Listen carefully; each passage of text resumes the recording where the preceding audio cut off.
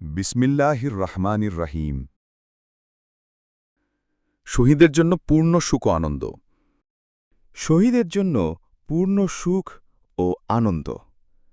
যে ব্যক্তি আল্লাহর পথে নিহত হয় তার জন্য সুখ ও আনন্দের সীমা নেই, কেননা সে দুনিয়ার সকল সম্বন্ধ কর্তন করে এবং আল্লাহর সাথে সাক্ষাতের জন্য উদ্গ্রীব হয়ে তার সন্তুষ্টিকল্পে শাহাদাতের সম্মুখীন হয়ে জিহাদের জন্য অগ্রসর হয়েছে। যদি সে দুনিয়ার দিকে লক্ষ্য করে, সে তার আখিরাতের বিনিময়ে দুনিয়া ক্রয় করে লয়। বিক্রেতার দৃষ্টি বিকৃত বস্তুর দিকে থাকে না। যদি সে আখিরাতের দিকে দৃষ্টিপাত করে, সে তা খরিদ করে লয় এবং তার প্রতি তার আসক্তি জন্মে। যা সে খরিদ করে তা দেখে সে কত আনন্দিত হয় এবং যা সে বিক্রি করে তার দিকে লক্ষ্য কত কম থাকে যখন সে তা থেকে পৃথক হয়। শুধু আল্লাহ প্রেমে মন নিমগ্ন থাকা কোনো অবস্থায় স্বভাবতই হয়ে থাকে, কিন্তু তার উপর তাকে আক্রমণ করে না এবং তাতেই পরিবর্তন হয় না। যুদ্ধই মৃত্যুর কারণ। এই অবস্থার ন্যায় হলে তা মৃত্যুকে বরণ করার কারণ হয়ে থাকে। এজন্যই সুখ ও আনন্দ অধিক হয়ে থাকে, কেননা সুখ ও সম্পদের অর্থ মানুষ যা চায় তা পাওয়া। আল্লাহ তাআলা বলেন, ওয়ালাহুম মা ইয়াশতায়ুন, অর্থাৎ তারা যা আকাঙ্ক্ষা করে তারা তাই পাবে। এই আয়াতের মধ্যে সমস্ত সুখের ব্যাখ্যা রয়েছে। মানুষ যা চায় তা তাকে না দেয়াই সর্বাপেক্ষা বড় শাস্তি। আল্লাহ তাআলা বলেছেন, ওয়াহিলা বাইনাহুম ওয়া বাইনামা ইয়াশতাহুন, অর্থাৎ তারা যা আকাঙ্ক্ষা করে তাদেরও তার মধ্যে এটা প্রতিবন্ধক হয়। দোজখীদের শাস্তি সম্বন্ধে এই সম্পূর্ণ ব্যাখ্যা আছে। শহীদের পুরস্কার। এই সুখ ও সম্পদ শহীদ ব্যক্তি পেয়ে থাকে, কেননা বিলম্বন না করে সে তার নিজ প্রাণকে উৎসর্গ করে দেয়। নিশ্চিত বিশ্বাসের সাহায্যে কালবে অভিজ্ঞ ব্যক্তিদের নিকট এই ব্যাপারে প্রকাশ হয়ে পড়ে। যদি শ্রুত সাক্ষ্যের সমর্থনে মেনে নাও, তাহলে শহীদের সব হাদিস থেকেই তা জানা যায়। প্রত্যেক হাদিসেই শহীদগণের জন্য এই অসীম সুখ সম্পদের কথা অন্য শব্দ দ্বারা বলা হয়েছে। হজরত আয়েশা রাদিয়াল্লাহু তাআলা আনহা থেকে বর্ণিত আছে, যা হজরত জাবেরের পিতা ওহুদে শহীদ হলেন। হুজুরে পাক সাল্লাল্লাহু আলাইহি ওয়াসাল্লাম হজরত জাবের রাদিয়াল্লাহু তাআলা আনহুকে বলেছিলেন, হে জাবের, আমি কি তোমাকে সুসংবাদ দেব না? তিনি বললেন, হ্যাঁ, সুসংবাদ দিন। তখন হুজুরে পাক সাল্লাল্লাহু আলাইহি ওয়াসাল্লাম বললেন, আল্লাহ তোমাকে মঙ্গলের সুসংবাদ দিচ্ছেন। তিনি আরও বললেন, আল্লাহ তোমার পিতাকে জীবিত করেছেন এবং তার সম্মুখে তাকে বসিয়ে রেখে বলেছেন, হে আমার বান্দা, যা ইচ্ছা তা চাও, আমি তাই তোমাকে দেব।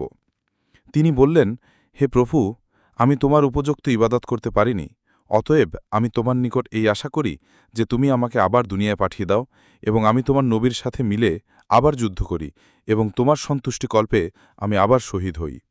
তার কথা শুনে আল্লাহ তাকে বললেন, ওহে বান্দা, আমার বিধান এই যে তুমি দুনিয়ায় আর ফিরে যেতে পারবে না। হজরত কাব রাদিয়াল্লাহু তাআলা আনহু বলেছেন, বেহেশতের মধ্যে এক ব্যক্তিকে ক্রন্দনরত অবস্থায় দেখা যাবে। তাকে জিজ্ঞেস করা হবে, তুমি কেন ক্রন্দন করছ? তুমি তো বেহেশতের মধ্যে রয়েছ। তিনি বলবেন, আমার ক্রন্দনের কারণেই যে আমি আল্লাহর পথে শুধুমাত্র একবার শহীদ হয়েছি। আমার মনের আকাঙ্ক্ষা এই যে দুনিয়ায় বারবার গিয়ে আমি বারবার শহীদ হয়ে আসি। প্রিয় পাঠক পাঠিকা, জেনে রাখো যে মানুষের মৃত্যু হলেই মুমিনের নিকট আল্লাহর অনন্ত গৌরব যা প্রকাশ পায়, তার সামনে দুনিয়া একটি সংকীর্ণ কারাগারের ন্যায় বোধ হয় এবং তার একটি অন্ধকার গৃহে আবদ্ধ থাকার ন্যায় মনে হয়। তার একটি দরজা এমন এবং বিস্তৃত উদ্যানের দিকে উন্মুক্ত করা হবে যা চক্ষু তার দূরত্ব ধরতে পারবে না। তার মধ্যে থাকবে নানাবিধ বৃক্ষ, ফল, ফুল ও পক্ষীকুল। সে তখন অন্ধকারপূর্ণ কারাগারে ফিরে আসতে ইচ্ছু করবে না। হুজুরে পাক সাল্লাল্লাহু আলাইহি ওয়াসাল্লাম একটি দৃষ্টান্ত উল্লেখ করেছেন, যথা একটি লোকের মৃত্যু হলে তিনি তাকে বললেন, এই ব্যক্তি দুনিয়া থেকে চলে গেছে এবং পরিবারবর্গ রেখে গেছে। যদি সে তথায় গিয়ে সন্তুষ্ট হয় আর সে দুনিয়ায় ফিরে আসতে চাইবে না, যেরূপ কোনো ব্যক্তি তার মাতৃগর্ভে ফিরে যেতে চায় না। এতে তুমি বুঝতে পারবে যে পরকালের প্রশস্ততার তুলনায় দুনিয়ার বিশালত্ব সংকীর্ণ মাতৃগর্ভের ন্যায়। হুজুরে পাক সাল্লাল্লাহু আলাইহি ওয়াসাল্লাম ইরশাদ করেছেন, দুনিয়ায় মুমিন ব্যক্তি মাতৃগর্ভের ভ্রূণের ন্যায় থাকে। যখন সে ভ্রূণ তার মাতৃগর্ভ থেকে বের হয়, সে তখনই ক্রন্দন করতে থাকে। এমনকি যখন সে আলো দেখতে পায়, তখন সে আর তার পূর্বস্থানে যেতে চায় না। তদ্রূপ মোমিনদের অবস্থা, যখন তার মৃত্যু হয় এবং সে তার প্রভুর নিকট চলে যায়, তখন সে আর দুনিয়া আসতে চায় না, যেরূপ শিশু তার মাতৃগর্ভে ফিরে যেতে চায় না। হুজুরে পাক সাল্লাল্লাহু আলাইহি ওয়াসাল্লামকে বলা হয়, উমুক ব্যক্তির মৃত্যু হয়েছে। তিনি বললেন, সে মুক্তি পেয়েছে অথবা তার নিকট থেকে লোকগণ মুক্তি পেয়েছে। প্রথম অবস্থায় তিনি মুমিনের কথা বলেছেন এবং দ্বিতীয় অবস্থায় তিনি পাপীর কথা বলেছেন, কেননা দুনিয়াবাসী তা থেকে মুক্তি পায়। হযরত আবু আমর রহমতুল্লাহ আলাইহি বলেছেন, আবদুল্লাহ ইবনে ওমর রাদিয়াল্লাহু তাআলা আনহু ও আমরা কয়েকজন একটি কবরস্থানের নিকট গমনকালীন আবদুল্লাহ ইবনে ওমর একটি কবরের দিকে দৃষ্টিপাত করে দেখলেন যে কবরটির এক পাশ উন্মুক্ত রয়েছে। সে তা এক ব্যক্তিকে বললে সে তার উপর মাটি ফেলে দিল। তারপর তিনি বললেন যে এই মাটির আঘাত তার কোনোই অনিষ্ট করবে না, কারণ আত্মাই কিয়ামত পর্যন্ত শান্তি ও পুরস্কার ভোগ করবে। হযরত আমর ইবনে দিনার রহমতুল্লাহ আলাইহি বলেছেন, যে ব্যক্তির মৃত্যু হয় তার মৃত্যুর পর তার পরিবারবর্গের কি অবস্থা হয় তা সে জানে। যখন তারা তাকে গোসল করায় এবং তাকে কাফন পরায়, সে তা লক্ষ্য করতে থাকে। হযরত মালিক ইবনে আনাস রাদিয়াল্লাহু তাআলা আনহু বলেছেন যে আমি শুনেছি যে মোমিনদের আত্মা যথাইচ্ছা তথায় বিচরণ করে। হযরত নোমান ইবনে বশির রাদিয়াল্লাহু তাআলা আনহু বলেছেন যে আমি হুজুর পাক সাল্লাল্লাহু আলাইহি ওয়াসাল্লামকে মিম্বরে উঠে বলতে শুনেছি, সতর্ক হও, মুক্ষিকার শূন্যের বিচরণের ন্যায় ব্যতীত দুনিয়ায় আর কিছুই বাকি থাকবে না। কবরে তোমাদের মৃত ভ্রাতাদের জন্য আল্লাহকে ভয় করো, কেননা তোমাদের আমল তাদের নিকট উপস্থিত করা হবে। হযরত আবু হুরায়রা রাদিয়াল্লাহু তাআলা আনহু বলেছেন, তোমাদের মন্দ কাজের দ্বারা তোমাদের মৃত ব্যক্তিদেরকে অপমানিত করো না, কেননা তা তোমাদের মন্দ কাজ আপনজনের নিকট উপস্থিত করা হয়।